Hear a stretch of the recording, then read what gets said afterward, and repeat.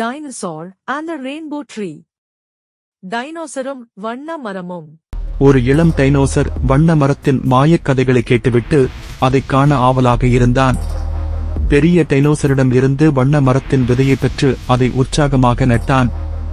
2 நாட்கள் கழித்து எதற்கு வண்ண மரம் இன்னும் வளரவில்லை என்று அவன் கவலையாக இருந்தான். நல்ல விஷயங்கள் நடக்க நேரம் எடுக்கும் என அவனது நண்பன் கூறினான். மழை வீழ்ந்ததும் வெயில் சுடச்சுடப் பரவியது. பூமியின் மேலே ஒரு புது உயிர் முளைக்கத் தொடங்கியது. அன்பும் கவனமும் பொறுமையும் சிறந்த உரமாகும் என பெரிய டைனோசர் அறிவுரையளித்தார். இளம் டைனோசர் தினமும் வண்ண மரத்துக்கு தண்ணீர் ஊற்றி அதனுடன் பேசி பாடி மகிழ்ந்தான். ஒருநாள் வண்ண மரத்தின் கிளை மலர்ந்தது.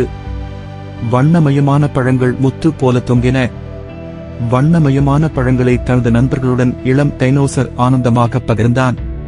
பள்ளத்தாக்கு முழுக்க சிரிப்பும் மகிழ்ச்சியும் நிறைந்திருந்தது.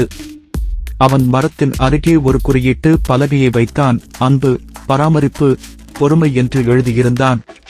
அதை பார்த்த பிற டைனோக்கள் உற்சாகத்துடன் மரங்களை நடத் தொடங்கினார்கள். சப்ஸ்கிரைப் பண்ணுங்க, லைக் பண்ணுங்க, மறக்காம பெல் பட்டனை கிளிக் பண்ணுங்க. தேங்க்யூ.